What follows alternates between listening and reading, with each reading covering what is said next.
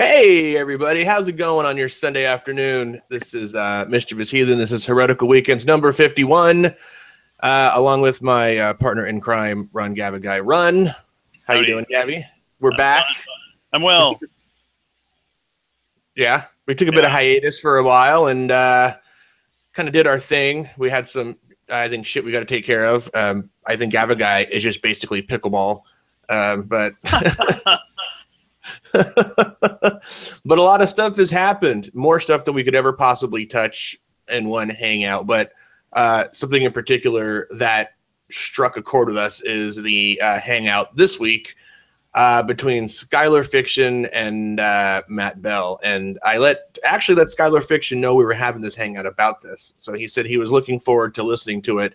But he also said to us in a hangout once that, whenever someone mentions his name, he likes it. So maybe he's like Beetlejuice. Like if we just say Skylar Fiction 3 times, like he'll just like go and just like, pop in.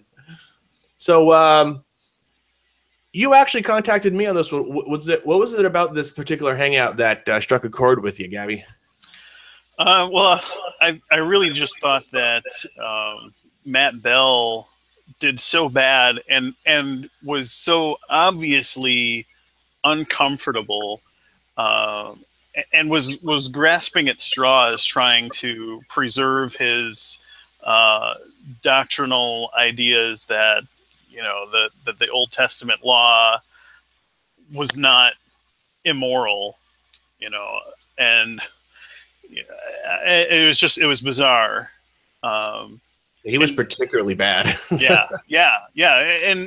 like I don't know that I've seen Matt Bell struggle this much in a hangout before, which makes it, I think, worth discussing. Well, I think when he can't control the conversation by over talking people and cursing them out, when you really get down to it, there's not a lot of substance there, like you know what I mean? Like when he can't just bully, I like the way Skylar Fiction handled this hangout in particular, by not even letting Matt, get a foothold in that department. Great control of the room. What I took away from this was what I take away from every other conversation that happens with a theist and objective morality, and that it's basically a bunch of hogwash with not a lot of support other than, you can't have an opinion because your opinion is because you have a subjective worldview. You know what I mean? Like that's really the only thing that they say. So, but I actually took some notes. I listened to the whole thing at work. And people were starting to wonder why I was laughing out loud at my desk. And that and that is because of the ridiculousness that I was hearing. So I actually have some timestamps. They're not exact, they're about approximate because I'm just that kind of lazy. But but there's one particular part that I'll get to that really just blew my mind, and that was the argument from aliens want to rape your child. I love that. We'll get into that in a little bit. Skylar, if you're out there, feel free to comment or something because it was your hangout. And so here we go. I mean, do you have something you want to touch on first before I get started? No, let's just walk through it. And let's do it. Yeah. So it starts off pretty simple because it's an open hangout. It was never meant to be like a Matt Bell versus Skylar or whatever. And in the first approximately 6 minutes in, they're going through the scriptures. They're reading Exodus, on the rules of slavery, or whatever the topic was. That was kind of sort of the running topic. The whole thing was, I believe, this particular scripture. Am I correct on that, Gabby? Yeah, they were looking at slavery. I forget exactly how they got started on the subject, but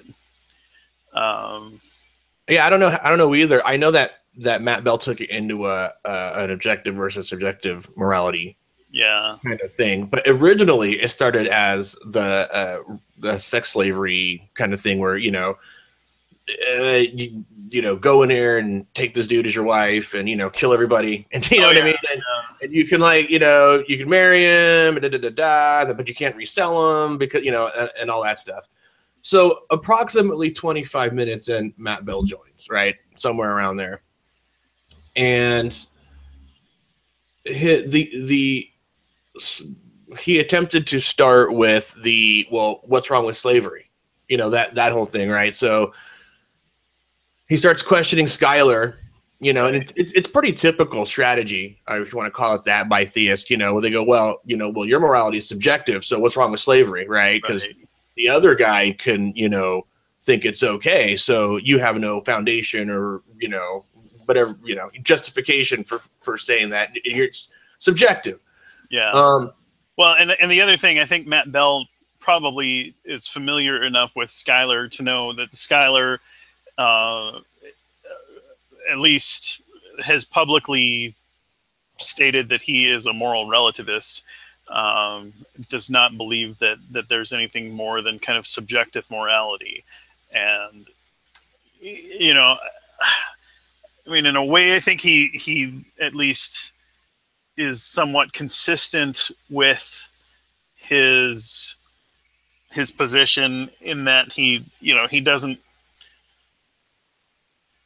I don't know. You know, he objects. He certainly objects to certain moral propositions, and holds consistently that they are wrong from his subjective view, and he will appeal to other people's subjective moral sense as well. So I guess in at least as far as that goes, he is, you know, holding that it's, you know, we have these mutually subjective but kind of parallel moral intuitions, and so that's what he's appealing to when he's saying, you know, I think that something is wrong.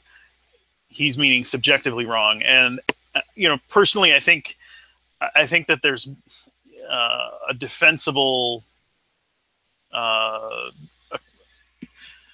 justification for saying that there's something more substantive to morality, that it's more than just subjectivity, that there's something kind of a matter of fact about you know, what you should or shouldn't do, and what makes for you know, a more peaceful and a society that's more conducive to human well-being. Those are the kinds of things that I think are kind of factor into a more objective account of morality.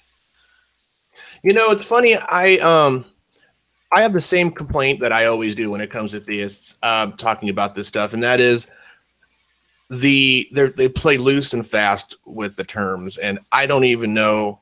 Yeah.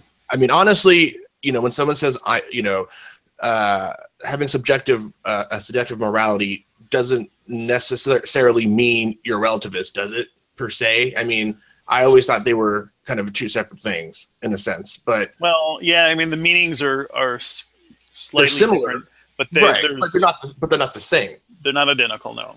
And then the other thing that bothers me, and I said this in the past, is a theist tends to equate arbitrary, subjective, and relative.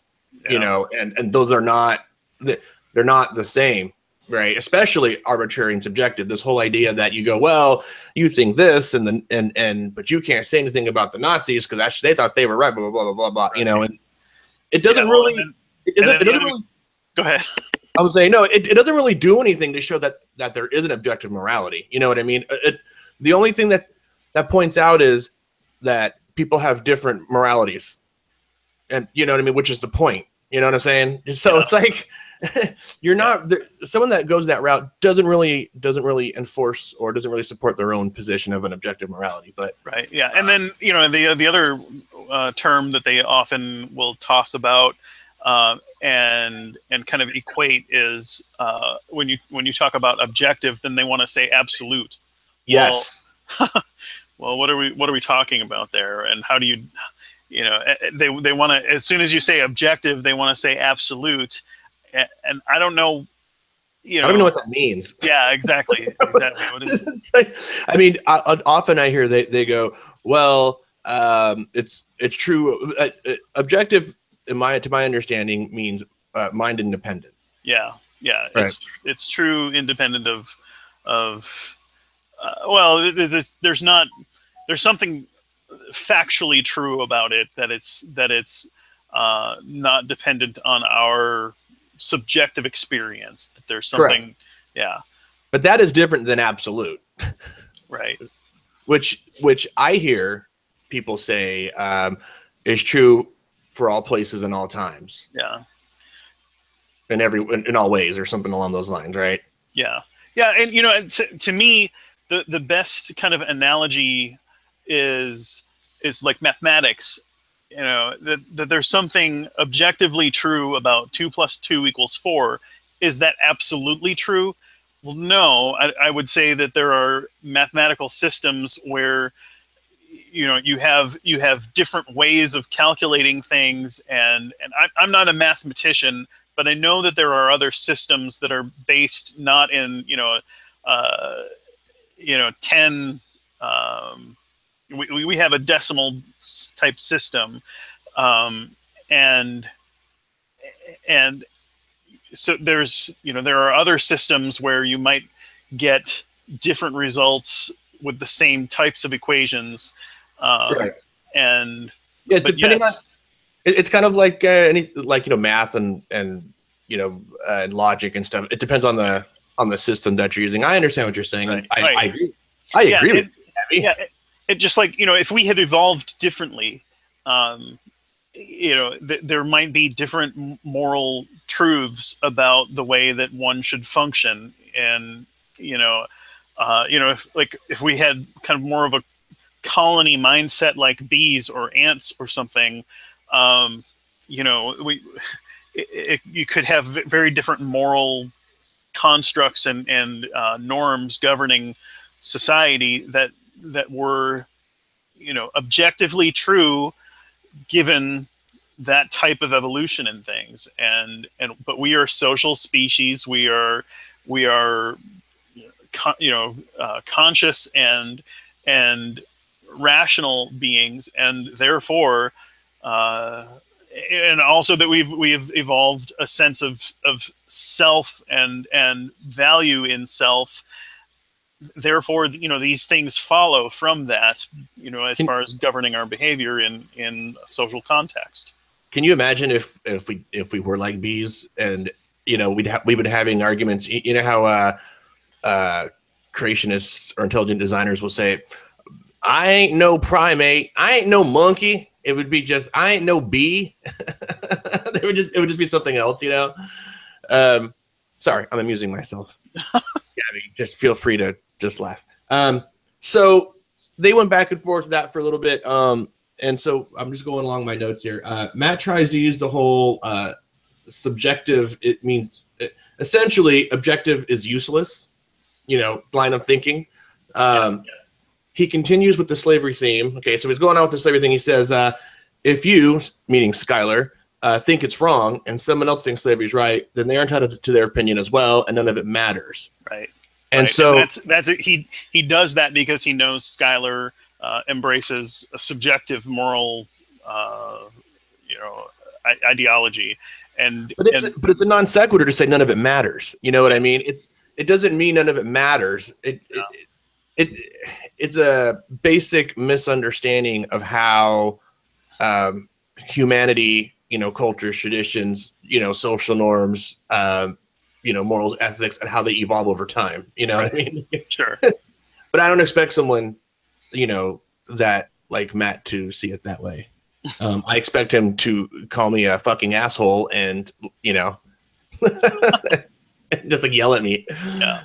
Although it would be kind of funny, like what that one time he was in here for a whole, was it 9 minutes or 6 minutes? And he was just cursing at me and Fox in the Know and yeah, good times. And I had to boot him. Actually, that got our most views. You know what I mean? So yeah. I don't know how that happened, but conflict breeds interest, is what I hear. So that's true. You know what? I said that's true. Yeah, nobody wants to watch a hangout where everybody agrees and us. Yeah, no, at least unless you're providing some like deep information or something insightful that nobody else can articulate.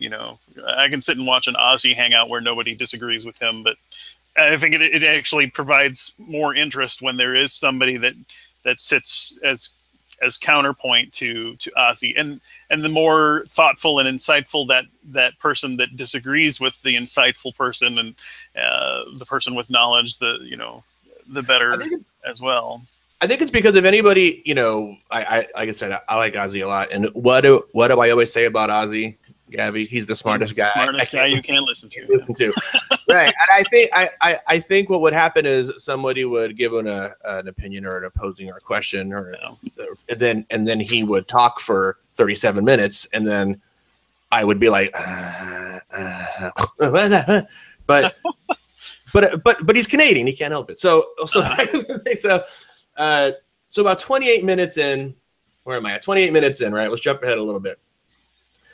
Matt Bell claims that because he has objective morality, he can have the position on slavery, but Skylar cannot because his position is based on subjectivity.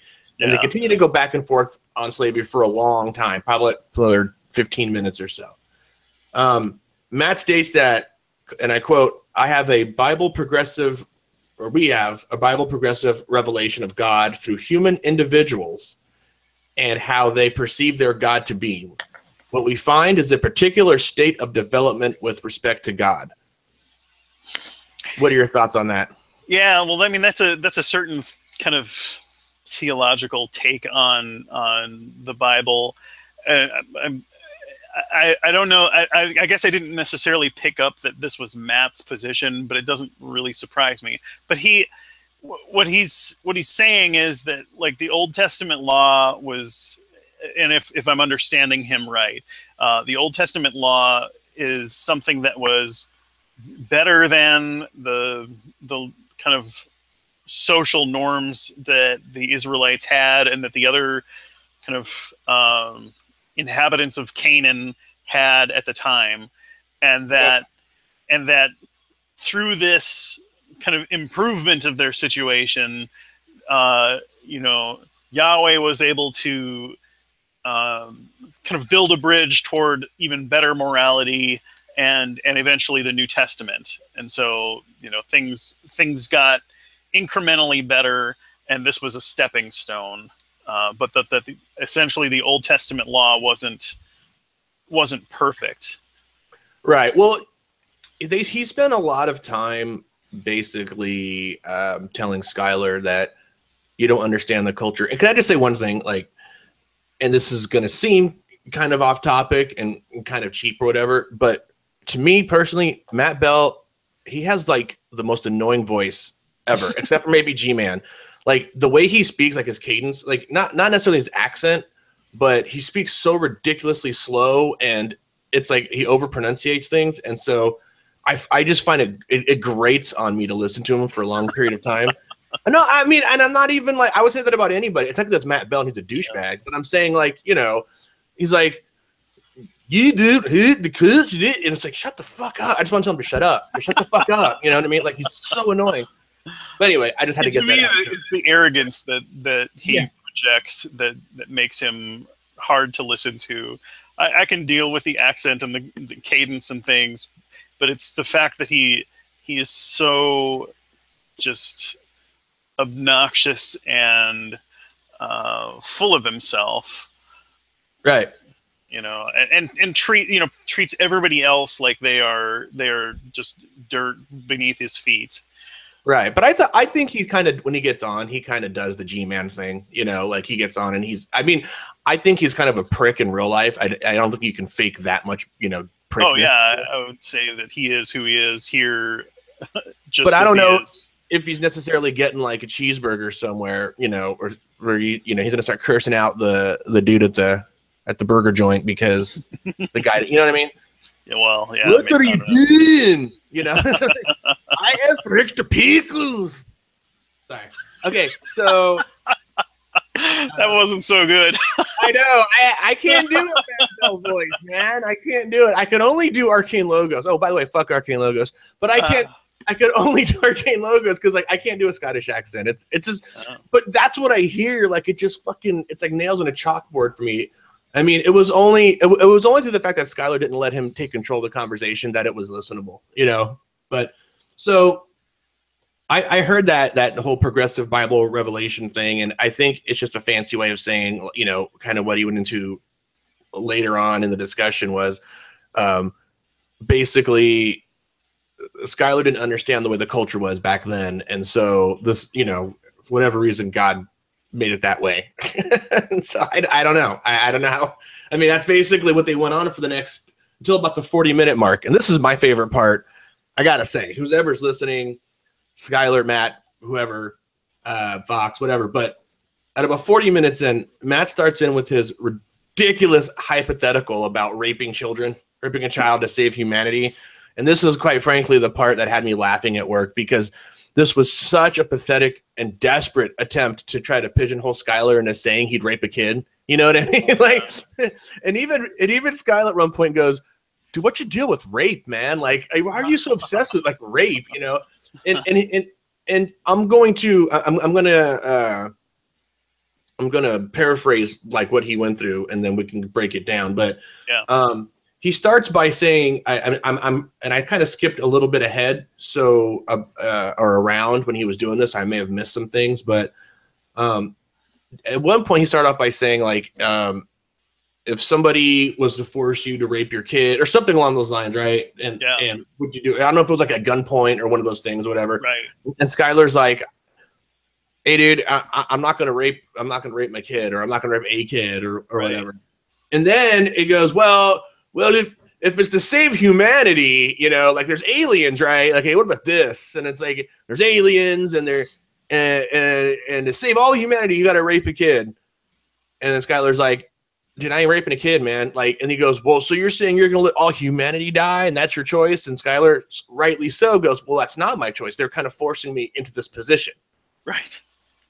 You know, it's like, it's not like Skylar sat around drinking a Slurpee one day and goes, "You know, I think I want to rape a kid." You know what I mean? Like, that's not what happened. So, and then, so Matt takes this even further when, you know, Skylar isn't taking the bait, and he says, "Well, but what is let's say in this situation, the alien race, known to us through the scientific method to be necessary truth tellers," because Skylar was like, "Well, I wouldn't trust these aliens at this point, you know, if they're doing this, right?" And he goes, "Well, through the scientific." What if the scientific method, we discovered that they were necessary truth tellers? And at this point, I'm like, what the fuck, man? I'm like the dude ain't gonna rape a kid. Like, just drop it. Like, you know what I mean? Well, like, no, but I think that there's an answer to this. Like Skylar was saying, well, he's gonna, you know, he can try to fight, and if he has no power to fight, that's kind of when this thing came up about, well, we know that they are necessary truth tellers or whatever, that we know empirically that this is the case.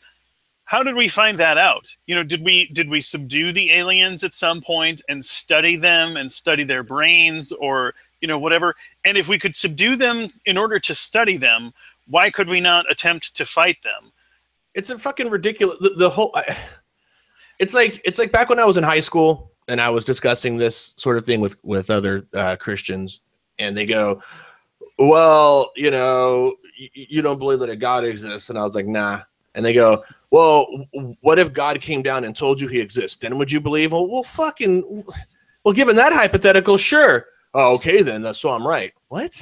You know what I mean? It's like how much of a ridiculous fucking situation do you have to make up to like try to prove a point? You know what I mean? And even I don't know the other guy in the room, the older gentleman with the beard that like was just yelling at Matt pretty much pretty good. Which I love that just intermittently, like Matt would just ignored him after a while because he's just like he would just go off on him, tell him why he's wrong, call him a prick, and then Matt was like, yeah, so Skylar. Just great. But I mean, is that what Matt Bell does? Because I've seen other theists in this kind of argument, or this kind of, you know, with the objective morality position, try to use things that were similar, you know.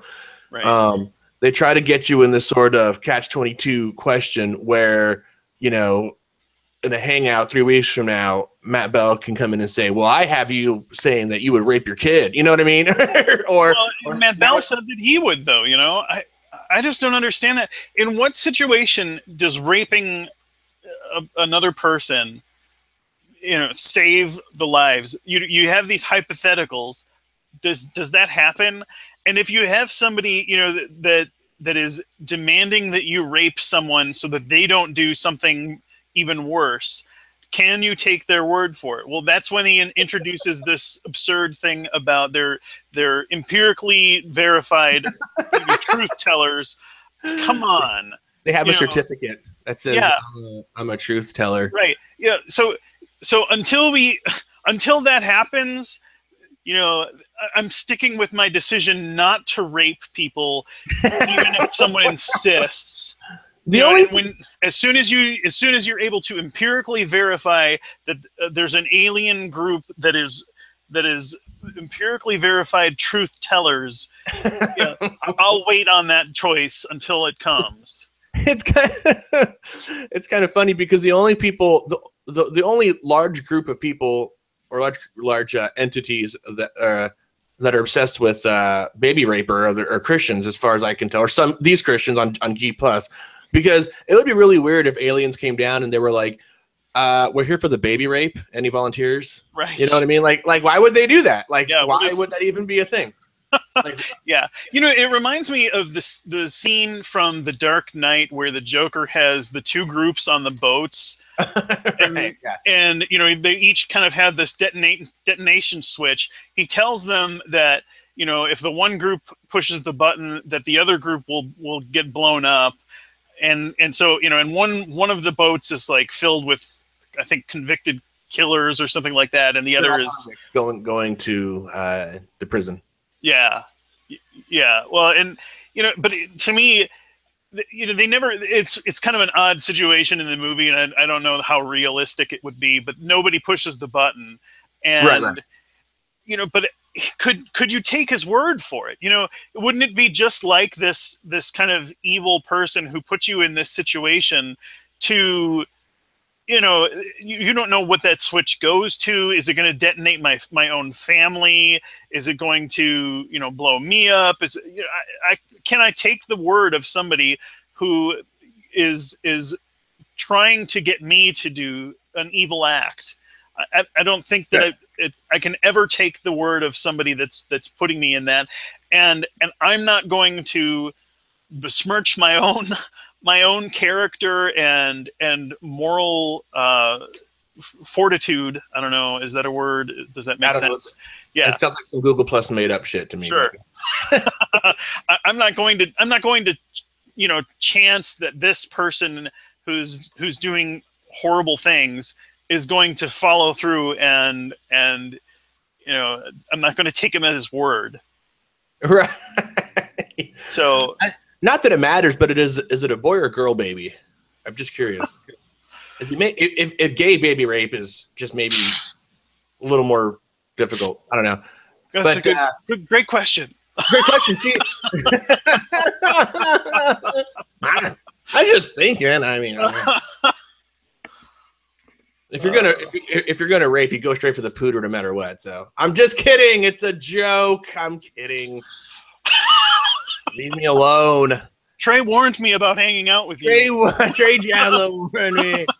It's all that porn I watch. It's horrible. It's always in my mind. By the way, I owe you an apology for that. We'll talk about that later. So anyway, moving right along here. At 53 minutes approximately, Skylar goes back to reading the scripture from the beginning because they were going back and forth, and Skylar was like, "Hey, look, dude, I can read you the fucking, you know, scripture." Blah, blah, blah. Right. And you know, Matt is continuing to with his objection. You know, basically there were several, right? But for the most part, you know, what they're trying to get across to him was, you know, when they take the wife, right? She has a month to mourn, you know, and then like, what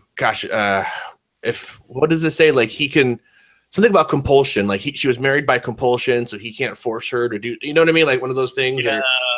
Gosh, I'm totally having a brain fart right now. Well, But so the scenario is that they are taking women, like virgins, from a conquered enemy, and the Israelites are told, look, if you take a virgin, you have to give her three. What is it? 30 days, I think, 1 month. Shave her head or some shit. Yeah, yeah. Let her cut her nails and shave her head and whatever, so she can mourn the death of her family that was basically carried out likely by this person that has now taken her captive and is going to force her into marriage. Right. So and the question came, well, is this rape, or is this? And he has the option to bone down with her, right? Yeah, yeah. Well, I mean, obviously, and after the marriage, 30 days after her family has been slaughtered by this conquering nation, now she's expected to put out for one of the conquering soldiers. Seems legit. How likely is it that this is going to be consensual? Right. And then Matt Bell's response was, "Where does it say rape? Where does it say rape? In the scripture, where does it say rape?" And then and Skylar's like, "Look, dude, and they break down the scripture, this and that. And by the way, the funny part was Skylar did bring up the fact that 30 days to mourn is not a lot of time when, quite possibly the guy that you're forced to marry was the guy that killed your entire family. You know what I mean? and just basically ruined your life. And so I've heard in another hangout, and I don't remember who said this, but somebody said that, who the fuck was it? But anyway, they said that it was more humane that way because. Oh, are you there? You froze.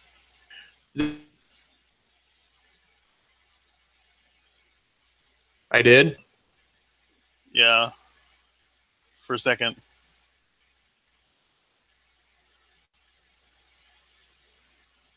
Hello? Hello. Can you hear me? Yes. Oh, okay. Okay. All right. Well, if I need to hit refresh, or was it F5? I think it might have been on my end. I was connected to the Wi-Fi rather than a hard line, so I've switched over to the hard line now. Okay, gotcha. So anyway, so Matt had no choice but to really go back to, the culture of the time. 30 days. That's not. That's a lot different than things are now. But you're just not understanding, kind of how things were. Which somehow, I don't know how that makes it better, but you know what I mean? So even if that was the case, that 30 days is typically cool. Let's say she can knock out the morning thing in fucking 2 weeks. It still doesn't take away the fact that her whole family got slaughtered and she was forced to marry some other guy. Yeah. I mean, you know what I mean? Like, how does that even, I don't even understand. Yeah. And these are likely very young girls, like I believe that it was typical for them to be married off when they were 12 or 13. So these might have even been younger than that, and maybe the marriage didn't actually occur until they had actually had their first menstrual period. But I don't know, or maybe maybe they were 13 or 14 and just known to not be married, or did they inspect them to make sure they were virgins? Just horrible scenario. No matter how you try to understand it and give it the best possible explanation here, and try to dress it up to make it seem, it's terrible. It is a terrible thing. Yes, but that's just your opinion.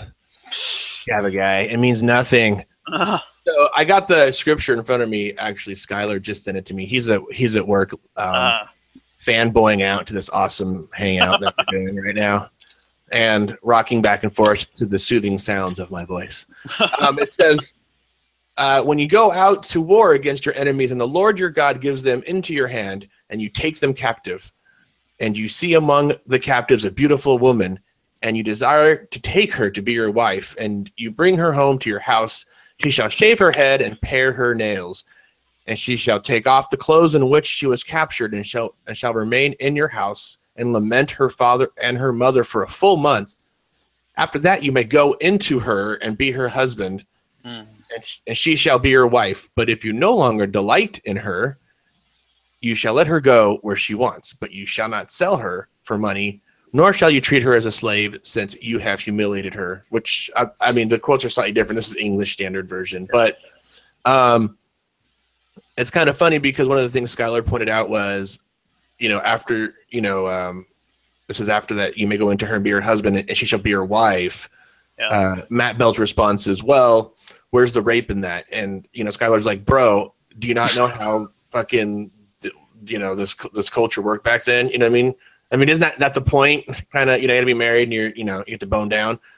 And I think in Skylar's quote, it says, you shall not treat her as a slave. I think that's the part where it talks about compulsion. I think it was. I think that's the phrasing in Skylar's scripture. So maybe I'm just reading a different one. I don't know. Yeah, I don't know that it says anything about compulsion, but she's not given a choice in there at all. There's no mention about her consenting, right, or whatever. And it's totally up to the man. Like if he gets it on with her and he's not pleased with her, it's all on him. He can keep her if he wants, or he can let her go. But he can't try and sell her as a slave at that point.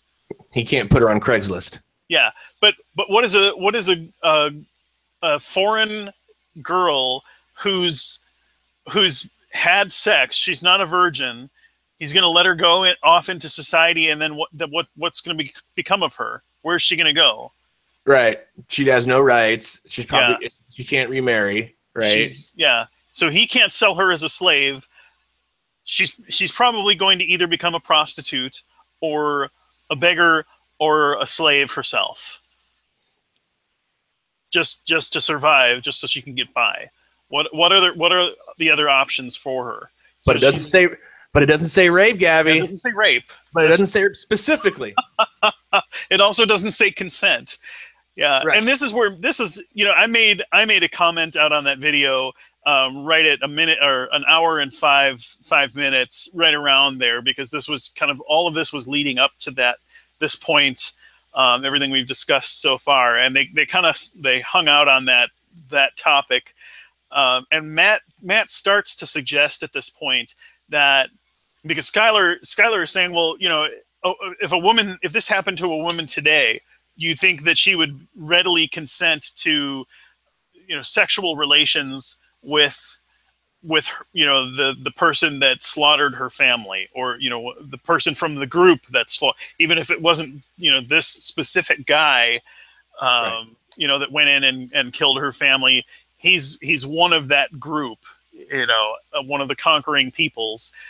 Do you think that she would? And Matt suggests, well, you don't know what human psychology was like back then, or that that people would have reacted the same. But Matt does, of course. Well, he's suggesting that that we should assume that it was different back then. Well, why does he want to assume that? He's only wanting to assume that to preserve the idea that this was a kind and moral law. Right. It was cruel unless human psychology was completely different. If things were different, the results would be different. Thanks, Matt. Have a nice day. I used to do this kind of ad hoc explanation, when I was a believer, when people would say, well, do you think that people actually lived to be 800 or 900 years old? I'm like, well, you're assuming that biology and the environment of the Earth was the same back then as it is today. And what reason do you have to believe that it was different? The only reason I was suggesting this at the time, and talking to Gavagai of however many years ago, is to preserve that belief that this could even be possible, that people lived that long. The best one I've heard about the 800 years old was they go, well, back then they grew everything fresh, and there were no right. GMOs and chemicals, and right. So DNA was better; it was more pure. Yeah, so we live a tenth of the time because of advancements in agriculture. What? The fuck are you talking about? Yeah. Well, it's the same kind of thing that the church did to Galileo when Galileo busted their theology that the moon was a perfect sphere, and Galileo points his telescope there and says, there's mountains there. I can see the shadows shifting and changing as the sun changes on there. It is not a spherical surface. It's just like the Earth. It has craters and mountains and terrain and things and hills and valleys, and the church was like freaked out by this because this was part of their theological ideology, and they said, well, oh no, you can't see this, but it's completely enclosed by a crystalline sphere that is perfectly spherical. Well, that's it's an ad hoc explanation to preserve your belief. They're like, go fuck yourself, Galileo. We made up something. And Galileo, he responded by saying, oh, well, yeah, if you can say that, I can say, well, this crystalline and completely transparent substance that encases, it follows the same contours as all of the mountains and things on the on the moon. So it's just as arbitrary to say that. Yeah, no, and Skylar basically didn't fall for any of that. And I got to give props to Skylar on that one, because ultimately what happened was Skylar sort of held his feet to the fire here, and then Matt was forced to go back to, well, that's just subjective anyway, and so what you say doesn't matter. And they went on for that for the next hour, 45 minutes. Then a couple other people in the hangout joined in, but I'd like to hang on one more point on that. So, in my comment there, I kind of took that Galileo turn it around on him thing. I said, to Matt's suggestion that women weren't as sensitive, or human psychology was different, and that made it more, it wasn't bad to do this or go about this practice. I said, if you're going to go that route, why not throw the same back at him and say, but in the other direction? I think a better assumption is that women captives would have been more terrified and less receptive to sexual advances. So it would have been, essentially even worse when they tried to do this, because the women would just be completely emotionally broken and terrified. It's just as valid to say that as it is to assume that they were less impacted by the terrors and horrors of having their family wiped out and being forced to have sexual relations with one of the captors. Right. And just completely absurd. Matt, it's funny. In all fairness, though, Matt did say that the rape is an unknown. He didn't say it didn't happen. He said it doesn't say rape in there, so we can't make the conclusion either way. At one point, is what he said. But that being said, we know that happens in war. We know, as all of these conquering nations, if it's Genghis Khan, if it was, Alexander the Great, the Romans, whoever. I agree. That's what happens. Even today, we have specific laws and there's accountability and things, but it still goes on, and we try and discipline the soldiers, and they get punished now because we have international laws to try and rules of engagement and all mitigate. Yeah, exactly. They're not allowed to do that anymore, but it used to be allowed. It used to be expected. And go ahead. Go ahead. I was going to say, Gavin guy's fired up. I like it. Nothing gets Gabby Guy fired up like baby rape and murder. But Well, like Christian's trying to act as if this was not going on because it doesn't right. specifically say it there. But I had to say, talking. Well, okay. So this is an interesting conversation because even if you gave the benefit of the doubt, right? Assume for a second the rape, it's inconclusive or it didn't happen, right? Yeah. It doesn't make it any better that they, one group of people went over to another group of people and murdered them and then forcibly took their women as wives. Yeah. Even if there was no rape, that's still bad. That's that's still no bueno, So, I mean, at the very least, they're shitheads for that reason. But right. I mean, yeah, and killing non-combatants. They went in. The only class of people that they saved were the virgins. Right. Everybody else killed the fucking animal. They killed the animals too and shit, right? They killed everything. Well, yeah, a lot of times they did, and it was kind of arbitrary. Like sometimes that was allowed, and sometimes it wasn't allowed. Sometimes they could take the spoils of their fallen people, and sometimes they just kind of had set the whole thing on fire, or bring all of the things of value to the temple so that the priests could have it. Well, I wonder who decided when when that would happen and when it wouldn't or whatever. It would seem, why would you keep well, I know, okay, I get why they would keep the women in that sense, but why wouldn't you keep the cattle 100% of the time? I mean, that shit's money and it's food, and like that would, it seems kind of dumb that they would kill all the animals. Yeah, it's dumb. The whole thing. I think they got like power crazy at certain points, and we're like, oh, we're able to run around and conquer people. I mean, what the fuck? What are they, stabbing llamas and shit? Like, what the fuck? I mean, what's the point of that? Goats? Like, just seems dumb. So, I'd like to give a summation of what I took away from Matt's argument and all the wonderful things he said. And anybody in the chat that wants to comment on can comment on it because there are people in the chat. Yeah. I got 4 kind of things, and Gabby, let me get your opinion on this. Numero uno. Matt does not have to me, Matt doesn't have an objective morality argument. He has an argument from authority or a divine command theory position. What do you think?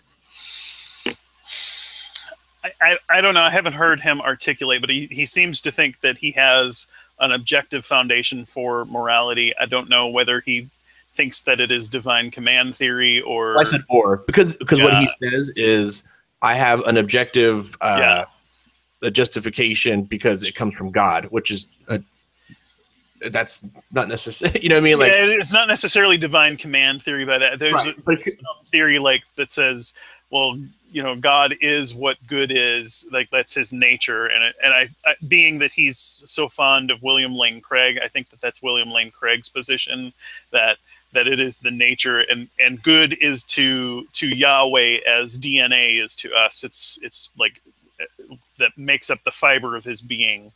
Because like his position is okay. So I'll go on to my second one. Yeah. Matt claims objective morality, but did not demonstrate it. And I put as all theists have not. So like I said in the beginning, his main position seems to be, well, I have a justification objectively, but nothing that you say matters because it's subjective. And then, and any theists I've seen in any hangout where you go, that's great, can you demonstrate your objective morality? They just go, well, basically they try to flip it and go, well, you can't really say anything because all you have is opinions, right? So am I incorrect? Did Matt at any time ever demonstrate remotely or give an argument that he has an objective morality that actually exists? No, yeah, and that was one thing. I mean, but that wasn't the main thrust of their... Understood. Yeah. Number 3, how could, if Matt claims he has objective morality that comes from God, how could someone know, quote unquote, that they have this objective morality if it does exist? To me, someone just saying, well, I'm a Christian and so I have objective morality, but you can't actually know that without circular reasoning. Yeah. Right? Because you would have to refer to the Bible at that point. Am I far off on that? Well, not necessarily. I mean, you could argue that the Bible is objectively moral in the same way that you could argue that objective morality exists. It would be hard, and I don't know how you would make the case that the Bible is a valid foundation for objective morality. You know, other than to, yeah, I mean the same way with the claim that a God is objectively moral, or that objective morality is dependent on a God. Well, how do you establish that? You know, what's your justification for that? It's hard to even conceive of, how you would make that argument. Right. And even, I mean, even, but ultimately, how would they ever know that? Yeah. Yeah. You know? And like to your question, is it circular? Well, I mean, I think there are probably a lot of theists that would make a circular argument. And obviously, if they're saying, yeah, the Bible is the foundation for objective morality because the Bible says that the Bible is the foundation for objective morality, which it doesn't even say. But if they tried to make some kind of appeal like that, well, yeah, that's circular, and that's not a valid argument, obviously. So what we can take away from all this is that raping babies is wrong. Was that? Because I needed a book to tell me that. Yeah, you just needed a hangout. I was just about to go out and like rape a bunch of babies, and I was like, "Oh shit! I just had this hangout, and now I know that it's wrong. It's amazing."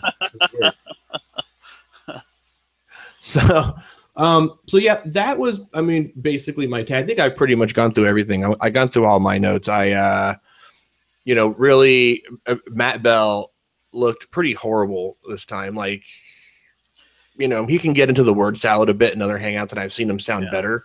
But this one, it just seemed like he was grasping at straws from the outset. Oh, and yeah. It was kind of amusing, actually. Yeah, bad arguments, a lot of ad hoc fallacies, and just arbitrary assumptions about the nature of their society and human psychology back then, with the sole purpose of preserving his belief that these were moral laws. So yeah, and it's funny, and I think Floyd just brought up a good point in the chat, but a lot of the things that Skylar brought up, Matt Bell didn't even really address. Yeah. He just tried to shoot back at how can you say that? Because it's subjective opinions and that kind of thing. So, you ever listen to Dogma Debate? I do on occasion. Yeah, I do on occasion. I like Smalley as a person, but I don't know if his debating No, yeah, oh, absolutely, yeah. He makes me want to pull this little bit of hair that I have out of my head.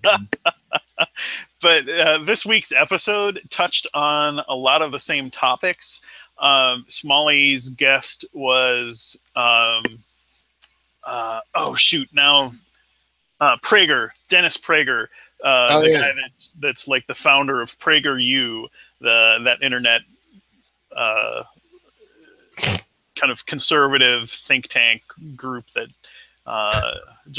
essentially they make these videos that are just conservative propaganda, and a lot of them are just, I would say, factually incorrect about a number of different things. But one of the reason David Smalley had him on as a guest was to kind of challenge the video that he put out with his PragerU, asserting that the Ten Commandments is the foundation for Western morality, and that if everybody followed the Ten Commandments, then really we wouldn't even need all of these other laws.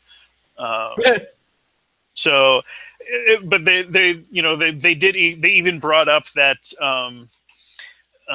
that scripture that was the focus of this hangout with Skylar and Matt Bell, And Prager argued that, well, this was the law was from Yahweh, from this God. And Dennis Prager, by the way, is not an evangelical Christian. He is he's Jewish, I think. Oh. So, which was interesting. And he was saying, well, he kind of took the same theological perspective that I think Matt Bell has taken, where it's kind of a progressive revelation, and that the laws weren't perfect then, but this was moving societies towards. And so he was saying, well, every other society at that time would have taken those virgins as sex slaves, and that they wouldn't have had any choice or any say in the matter, and that this was an improvement over what existed in the culture. Or you can just not murder people, right? Well, yeah. So just throwing that out there, Yahweh is an option. Yeah. Well, and all of the things, like did the other people in the cultures eat shellfish and shrimp and things? Fuck those guys. But he didn't step them off of that. He told them, no, don't eat shellfish. Well, and then later, oh yeah, it's okay to eat shellfish when the Christians come around. All the food is good. They can eat pig and shrimp and whatever. It's not an abomination anymore, and you don't need to be stoned to death. But that's not. That's a sliding morality. I mean, if you want to say that this was the best that people could do at the time, or that it was an improvement, fine. If you want to argue that it's, came from an omniscient God that had perfect morality, well, yeah, that's a tougher row to hoe for. What does it even mean to say perfect morality? Well, that he's perfectly moral. He I don't even know what that means. Well.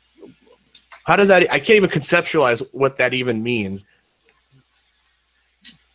I mean, moral without any moral flaws. I would guess is right. Right, but okay. But if I was to dissect that with the Christian, put on your Christian hat. Okay.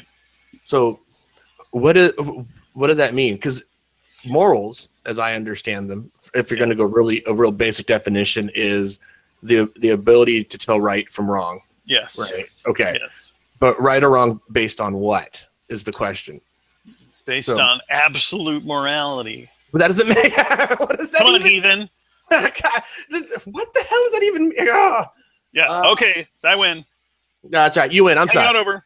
Let me ask you a question. Let me ask you a question, atheists. Whew. Yeah. But anyways, that was an interesting discussion, and I was very frustrated. Like you said, David Smalley is not. He's not a philosopher. He's not well versed in the philosophical discussions right. on these issues. Even he's got a very high level, kind of rudimentary understanding of it. And I'm not saying that I've you don't have to put any disclaimers on that. I think I would do better than he does. Me too. But I think he would benefit by bringing on somebody to, especially when he's got somebody like Dennis Prager. I think Dennis Prager did very well. I think the things that he said had a bunch of holes, and I don't think that David Smalley did a good job of poking holes in them, right. or exposing the inconsistencies and problems. Yeah. I think that Smalley has more of an everyman kind of approach to it. Yeah. Where he doesn't live on the Google Pluses, and I don't know anything about the guy, but it doesn't appear from how I've seen him interact with other theists that he doesn't, have he doesn't go and he doesn't go, argument ad populum. Like he doesn't, he does not big on that just stuff. Like he will use an analogy or a metaphor or something and to illustrate his point on why, and I think that can be more, throwing out fallacies at people and disproving them, by laying out facts and things is not necessarily the best way to advance a conversation or persuade someone, right? I mean, no. Yeah. No, I'm not suggesting that he throws out a fallacy, then like drops the mic kind of thing. But I think when a fallacy is committed, I'm just saying he doesn't know enough to call him on it at that point. You know what I mean? Like he, I was listening to something, him and I don't know, some Christian guy, and this guy was, I think he may have been even a pre-supper, and I'm just like at work, like no, don't say that, no, you know what I mean? It's right. And when there's holes, like you say, right? Yeah. That you could have not jumped on, but you could at least question the guy on it or pressed him on it a little bit. I think that's what kind of drops the ball. One of the things Dennis Prager put it out there as a defense of the concept of slavery in the Old Testament. It was kind of hinting at the idea that slavery was different, that it was indentured servitude. He even used that term, right? Yeah, but and he says, well, and there was even a scripture passage where it says that somebody could go before the elders and declare his love for his master and become a slave for life, and so this was even something that people might choose to do, is become slaves for life, because that was what they wanted. Well, first of all, bullshit. and second, and David Smalley kind of brought this up, but he didn't link it properly because Smalley says, well, isn't there some kind of loophole where they get tricked into becoming? Yes, it's in the same. Yes. It is the same situation.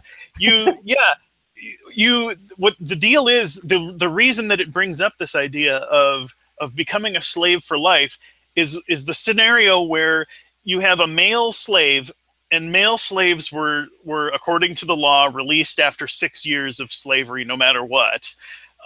In the 7th year, they're released, except if the slave master provides a bride to the slave while he's in slavery, possibly against he gets to go free in the 7th year, but the bride is a slave for life, and any children born to them, in that marriage, are also slaves for life.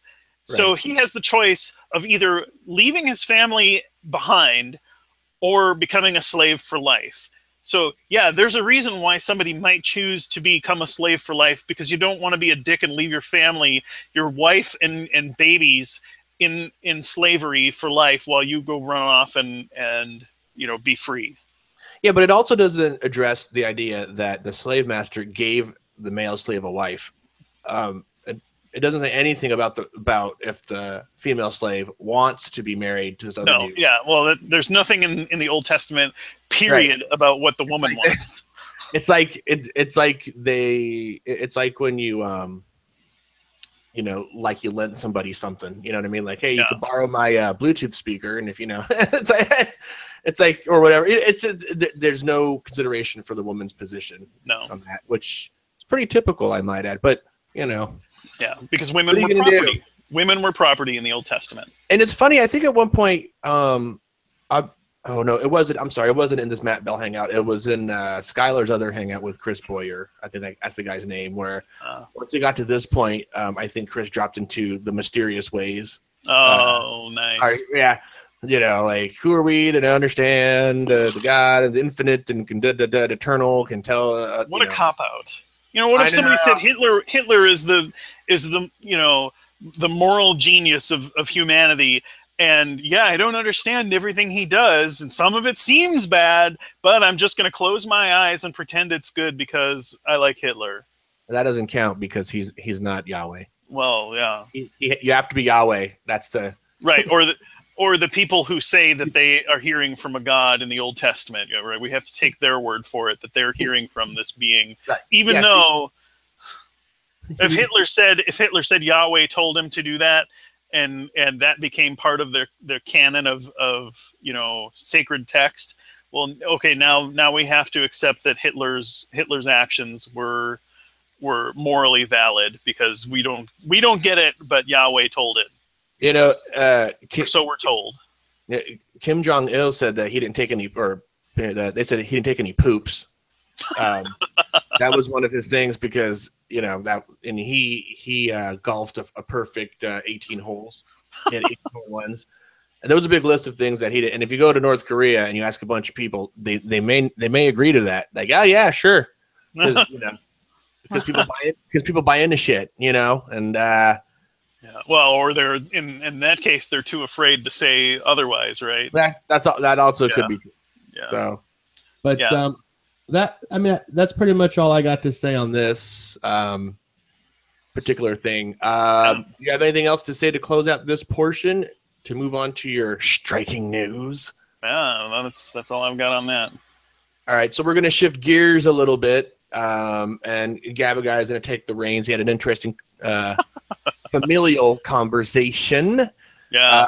I'm going to set this up. I'm going to tee it off pickleball style, and then you can lightly tap it over the net. The serve is underhand. Pickleball. Oh, jeez. Jeez. Okay, so I got a message when we're discussing the topics of the show for this week, and I don't really care that my family knows anything, but Gabagai had some issues with some in-laws or whatever and things. And so Gabagai sort of came out of the closet, I guess, which is not the best way to put it because you weren't exactly hiding per se, but it was really none of their business in that sense. But, this is pretty big news for you. I'm actually proud of you and I'm excited. You're all about it. Yeah. Well, take it away. Yeah, just to kind of give people, I wasn't, in the closet with regard to anybody else. Like my side of the family, my parents knew. Obviously, my brother knew, and my sisters. I have two sisters that both knew that I wasn't a believer anymore. My own family, my wife has known from basically the beginning. She knew when I was having doubts. She knew as I transitioned and kind of came to the conclusion I just don't believe any of this stuff anymore. My kids knew, and they've kind of more or less followed a similar path that I did. I don't know. One of them straight to hell, Gabagai. Right, exactly. So one of my sons, my oldest son, went through a phase where he was pretty devout in his religious belief. It was kind of unfortunate timing because it was just as I was kind of exiting, he was getting into it really kind of on a personal level, where he was driving, he was in high school, and was getting involved in the youth group, and so it was kind of this awkward thing within our own family that wasn't the best situation. And there was a time when he tried to evangelize to me, and yeah, I would have paid you for that conversation. Oh well, yeah, it happened, and I was not.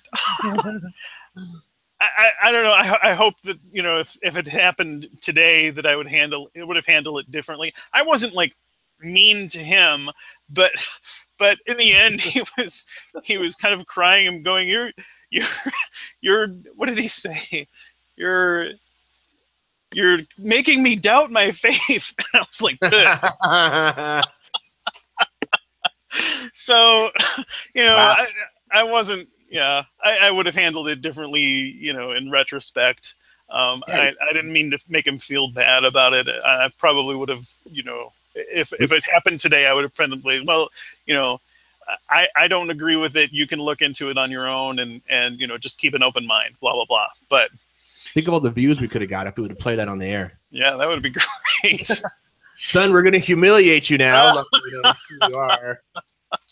Oh no, yeah, I'm not super proud of that moment, but anyhow, so he's come along, and moving on in this narrative. He went over to help my in-laws. Well, my wife asked early on that I not tell her side of the family, and really because of one person, my father-in-law, and you know, he's kind of what's the word, cantankerous. And it can be difficult to get along with, even, you know, when everybody's in agreement. Like, you know, all of her siblings basically have been fairly devout in their religious belief. I think for the most part, they're pretty much committed conservative, you know, as far as politics go, which he is absolutely, you know, more conservative. But you know, he still like gets into fights and arguments at family gatherings and things. People have left just because they're so annoyed with him and whatever. Is it a religious arguments or just he's a crabby? No, just bastard. Picks fights, picks on the kids, does annoying things, and yeah. So what made you decide to say something? Well, so I'm getting what prompted it. What? So our eldest son went over to his house to help with some chores. You know, they were kind of resodding part of their yard, and he was helping lay out sod and whatever. And father-in-law was, you know, going off about the gays, and what's wrong with the gays? Never mind. I don't want to get on tangent. I don't want to get on tangent. No, well, no, I mean, he didn't. He was, you know, kind of saying, well, they're terrible people and blah blah blah, and how they're going to be judged and things. So my eldest son said, well, you know, why do you think that? Or, you know, it started kind of challenging and pushing back a little bit. Finally, he was frustrated and he didn't want to just sit there and not say anything. And finally came out, you know, he didn't necessarily believe that the Bible was, you know, the word of God, and that there were good things and bad things in there. And some of the things that, you know, talk about, you know, homosexuality is a sin. And my son is not gay, by the way, but he's, you know, progressively minded and in, you know, in favor that people who, you know, you don't want to love people of the same sex and be in a relationship with them should be welcome to do that. Well, he gets in this conversation. Well, we're not there. We just get a text from him that says, I've made a huge mistake. Oh, he spilled the beans. Yeah. So, but, you know, even at this point, he didn't say, well, you know, my dad doesn't believe or whatever. So that was still kind of out there. And we went, family came to visit. I think it was just before July 4th or whatever. And they were in town and, things. Well, after they kind of left and we'd had our family gathering or whatever, I sent a text and I said, you know, hey, can you give me your email address? I want to tell you. And I got the approval from my wife. She had asked, you know, over the course of the last 5 or 6 years now that I keep this from them. And she's like, well, go ahead and, you know, let's get it out there now. And it, you know, might not be that bad or whatever.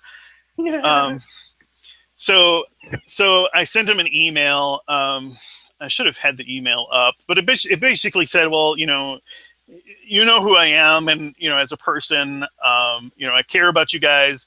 I have not disclosed this to you because, you know, Elizabeth asked me not to. Oh, that's my wife. Doesn't really matter now.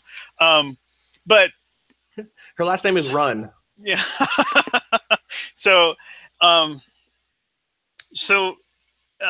you know, but I just basically, I said, you know, I just don't believe anymore. I don't believe in the Bible. I don't believe blah, blah, blah. You know, and I specifically explained, you know, I have no interest in trying to change your mind, or to, you know, change the minds of any of the other adults, nor do I have any interest in trying to dissuade the kids and the families from, you know, from their belief. That's not my place. And and I even specifically said, even if they came to me and asked me, what do I think about X, Y, and Z, Christianity or the Bible or whatever, I would say, I would refer them to their parents or to their pastors and say, go ask them. Well, can I ask you one question? Yeah. So I understand why you said what you said, and I've actually, it jogged my memory. I've had to say that same thing, right? Yeah. Like, well, I'm not out to try to change your mind. However, if your kids or somebody's kids went to him or them and asked them about God, or Yahweh, or otherwise, they wouldn't hesitate. Oh no, to influence them. So why is that? Not that you're going to proselytize to them or anything. However, you are taking the position that if they have a question, you're going to defer them to their parent or whatever. You're not extending that same courtesy. It's kind of a double standard, is it not? It is, and but I'm gonna do what I think is the high road, and I'm going to do, what I would like for them to do. I know that if my kids were little, my kids are pretty much grown now.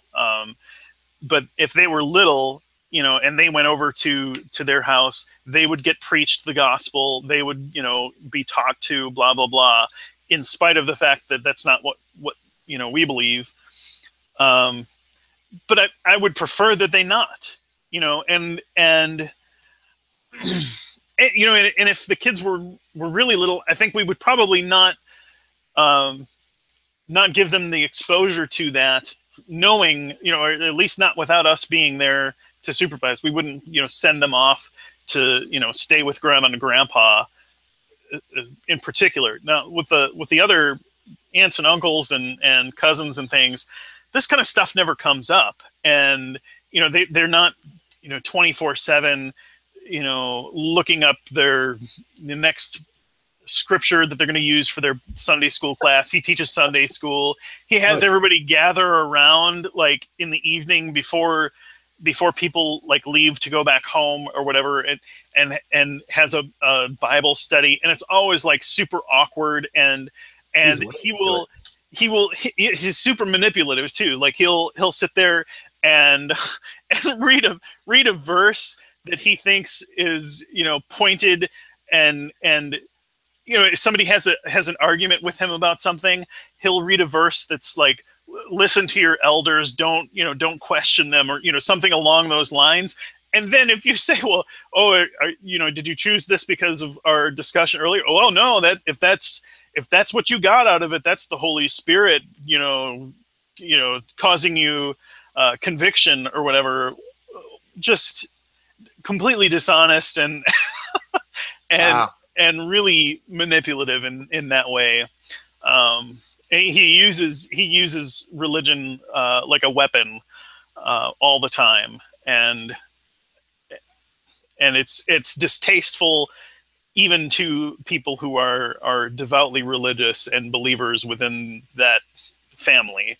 So, and he's really the only one. Everybody else is very, very, laid back and low key and things, and can get along just fine. There's maybe little squabbles, oh, I didn't want to go out to eat here or there or whatever, but in general, yeah. But so anyhow, their reaction. So he texts back, and what does he say? Oh, he said something about, well, he's going to. Oh, let me pull it up on my phone, just because I think this is. Gonna pray for you. Is that what's gonna happen? Yeah. Well, and this is another one where I ended up reacting not in the best way I probably could have. It's really rather insulting when they go, "I'll pray for you." Well, this was not that. First he said that. Oh, here it is. I'm already laughing. I don't know why. Let's see. Back up. He says, you state you do not want to influence anyone, especially the young. However, it is evident in your son's life, at least in that one person you have already influenced him. I have also seen quite a few of your postings on Facebook. What? He's not on Facebook, for one thing. Oh, okay. Anything he sees is like a screenshot that one of his daughters sends to him. She's like the family tattletale. Wait, you were ratted out by Well, but I don't even, for one thing, I during this time, I never said anything that was overtly atheistic or denying the existence of the Christian God or anything like that. And I intentionally only posted views that I would have espoused even as a believer. Right. And most of them were like political anyway. Right. Yeah. Yeah. And now they're... You know what it is, though? They kind of had liberal leanings, and so he probably... Oh, well, yeah, he knew I was a liberal. I mean, he knew I worked for a Democratic senator, and he would... When we'd go out to eat, there was a guy at a restaurant just sitting by himself, that he didn't know, who was wearing some kind of pro-life T-shirt or whatever, like, something like "It's a baby, not a choice," and father-in-law walks over to this complete stranger right behind me and is saying, "Oh, I like your shirt. My son-in-law is a liberal, blah, blah, blah." I don't even know what he was saying, but he's talking about me literally behind my back with a complete stranger. Like, what? He sounds great. Oh, yeah. So, Fun but guy. anyways, yeah, posts on Facebook that indicate you're an active advocate for atheistic, agnostic principles. Based on what I have seen with your postings and with Isaiah's life, whether you know it or not, you inadvertently influence people. Well, yeah, I'm intentionally influencing people on Facebook, but whatever. He says, "I do not intend to debate you or to refute any claims, since I know they are false and unworthy of any discussion or argument." Which, nice. I'm not going to talk to you about it because you're obviously wrong. Right. Yeah, because you disagree with me. Awesome. Yeah, he has no idea what he knows what I don't believe. He has no idea what I do believe. He hasn't the slightest clue. That's one thing that kind of irritated me. Like, he didn't have any questions. And I specifically said, I'm happy to answer your questions if you have them for me, but about what I do believe, blah, blah, blah. No, can I just say that he's probably assuming that you're a strong atheist. That, you know what I mean? Like, you're like, nope. Like one of those, you know what I mean? Like one of those militant, like, dudes, and it's like, there ain't no God. Like those guys, like you have a ponytail, and you know what I mean, and like you have a dead Kennedy's like ripped up denim, kind of jacket, and I don't know, like it just seems like he already feels like he has your position, maybe. Like, you know what I mean? Like he knows your position already. And it's wrong. He knows I don't have ripped up denim or a ponytail. You know what I mean? He sees me. But anyways, I said I don't want to influence my nieces and nephews because I respect my in-laws' right to raise their children in the way they believe best. And I have absolutely influenced my own family. He says, when we do get together as a family, we should not discuss this. You know both sides of the picture. Mom and I believe still have the invitation open to get together with your family. They had said, they wanted to eat out with us at Cracker Barrel in the near future. But apparently this, we're just not going to talk about that subject at all. Young people do not have the self-restraint and ability to button their lips and not, he says espouse, I think he means express their views. My concern is that your sons may be influencing my other future grandchildren.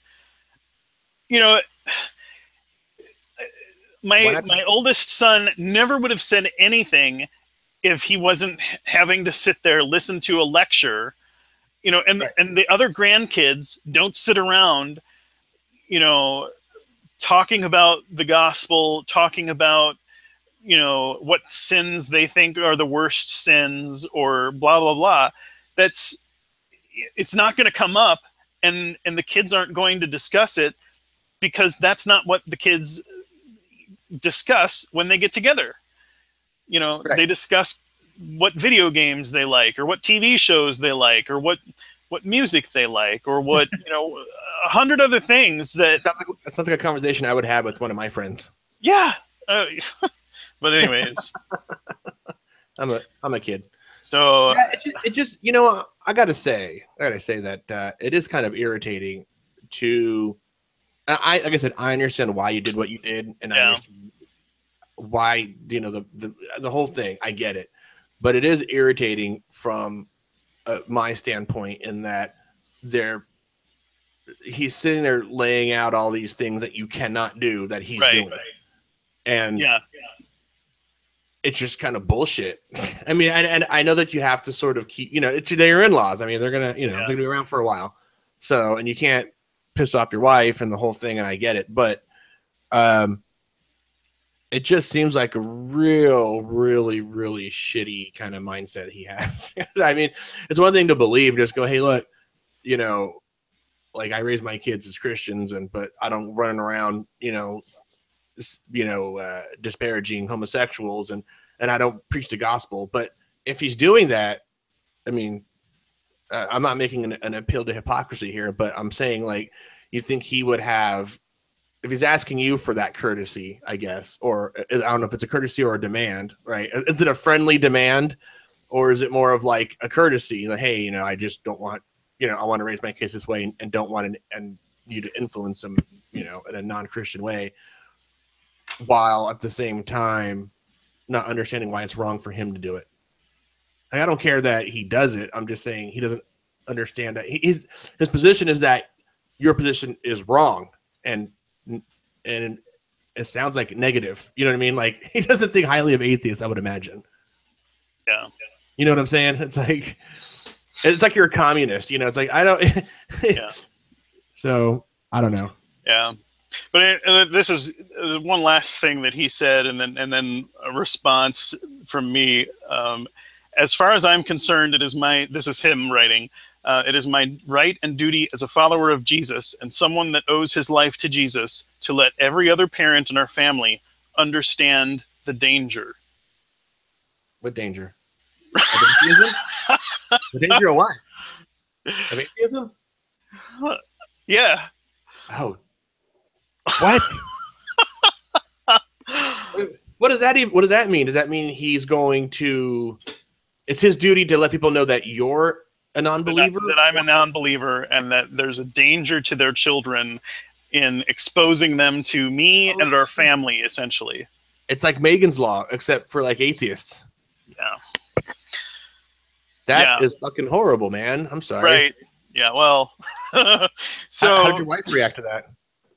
Well, she was just like rolling her eyes the whole time, like, yeah, that's what I expected. Oh, okay. So, she's not mad at you or anything. No. But so I said, well, you're welcome to share what I've told you, and I it's my intention the whole time to have shared this with the family, blah blah blah. I said, I hope you will not refer to our family members as a danger or a threat. And then, he said it's not a physical threat, but it's a spiritual threat. Blah blah blah.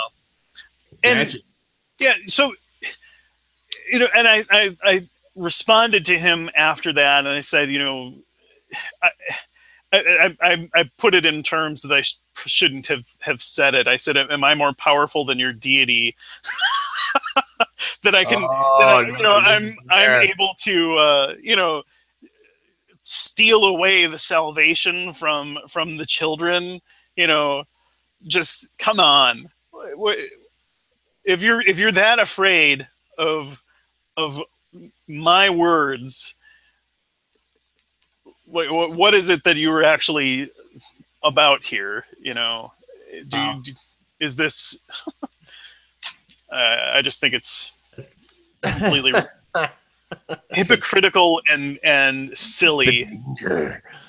If you think that I'm capable of stealing salvation away from people, what is that actually worth, and what's your deity doing, for goodness sakes? Well, I got to say, if you could, and you did, that would be a bragging point, really. I mean, that'd be a point of pride. Yahweh. Suck it, Yahweh. Another 4 down to the dark side. I can also, deny people their noble death so that they won't go to Valhalla. I have that power too. Right. Suck it, Thor. Suck it, Thor. Well, so was that the last of the messages, or did you respond to that? That was pretty much the end of the messages. And then, we actually did go to lunch with them. It was just me and my wife and grandma and grandpa there, her mom and dad. And, it was actually really uneventful and there was no confrontation. There was a little bit, but I don't think it was any worse than it has been all along, with me being in the closet and just, not outright who I am. Right. I think maybe for my wife it might be a little bit worse, but I think it'll pass. Do you think if he says something to your wife that she would tell you? Oh yeah. Oh yeah. Okay. Yeah. She's yeah. You said your wife is a believer, right? Nominally. I mean, okay. But I mean, she would say that she is, and I don't know what exactly it is that she believes. She essentially believes in more of a deist God. She doesn't necessarily, I don't think that she takes the Bible as the word of God. Gotcha. She kind of she likes Jesus. You don't have to get into it. Yeah. But there are times where that can cause a rift, between spouses. Yeah. I didn't know if she was not on your side per se, but I mean, had your back as, your spouse. Yeah. No. And we could go. We don't do this because she doesn't like to discuss religion with me at all. But we could go point by point in, talking about what's wrong with the Bible, what's wrong with Christian theology, and she'd be like, "Yeah, that's retarded. That's dumb. That's that doesn't make any sense. Yeah, I think that's evil. I think that's bad."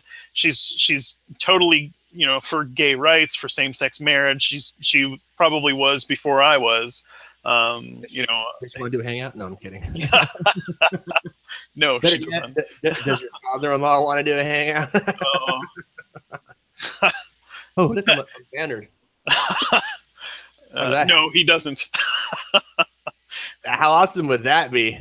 Oh man, that would be great. No, that wouldn't be great. Yeah, I have to actually live with these people, so I know it would just be strictly for my amusement. And yeah, no, your amusement's not that valuable to me. I know. It would just be me like giggling and smirking in the background while you guys. Yeah. Yeah, well, even when I was a believer and we had differing opinions on, things like abortion rights or whatever, I would, we would clash on evolution, and I would basically run him into the ground, repeatedly. I'd be like, look, here's this, here's abortion in the Bible. Here's the fact that there's no, prohibition against abortion in the Bible. Here's where they're slaughtering babies. Where is it that you get that abortion is wrong? Thou shalt not murder. Well, is all killing murder? No, because Yahweh, because is killing babies always murder? Yes. Well, okay. So when Yahweh said to kill babies, was that murder? No. Okay. Well, why was this abortion in the Bible as in part of the law? Yeah, they should just go, fuck it, special pleading, and just walk away. Mm-hmm. Yeah. Fuck it, special pleading. It's because it's Yahweh. It's cool. Mm-hmm. By the way, the real entertaining part of this live broadcast is the current argument going on in the chat. Oh, really? Matt Bell jumped in and yelling at Fox, and Fox yelling at him, and Floyd's yelling at Matt, and it's kind of great, actually. I think first he thumbed down at this video, this hangout. Oh no, that's sad. because I didn't have the courtesy to invite the people that it's talking about.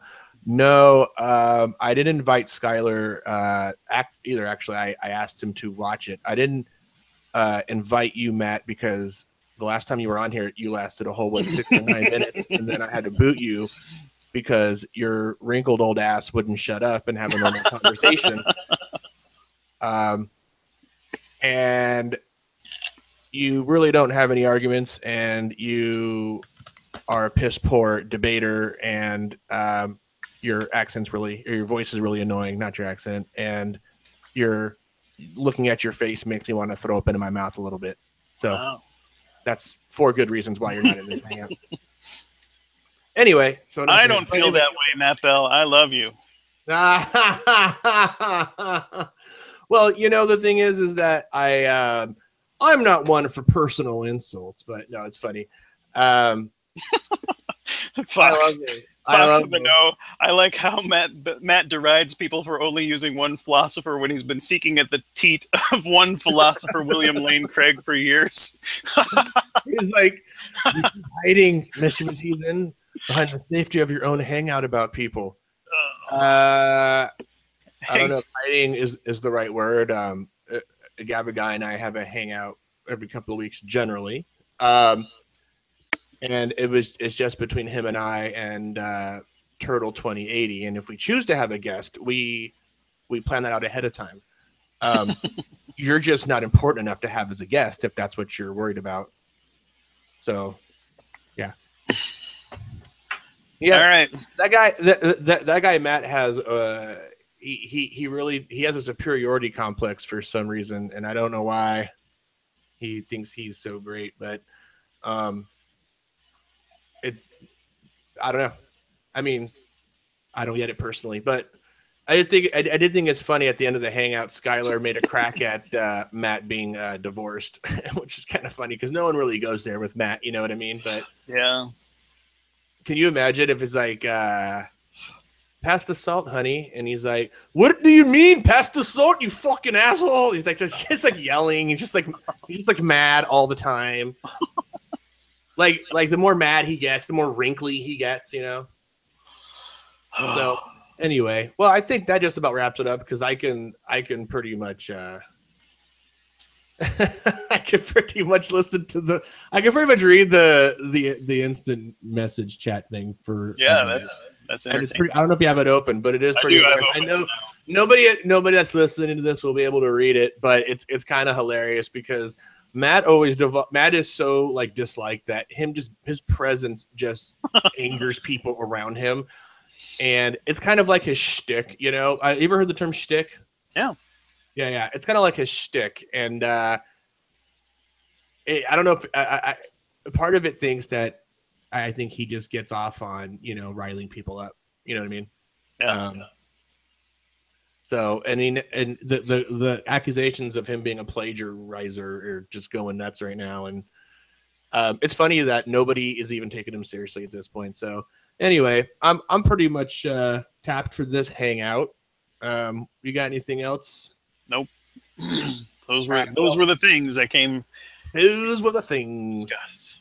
Those are the things. The one thing I would like to say is thank Skylar for the content because it's a lot more difficult to have this conversation because it was based on your conversation. So thank you for that. Hopefully you'll have the time when you're out of work to view the whole thing and comment and all that good stuff. And I think that was it. We'll see you guys next time. There's cursing going on in Jesus' name we pray. Later, everybody.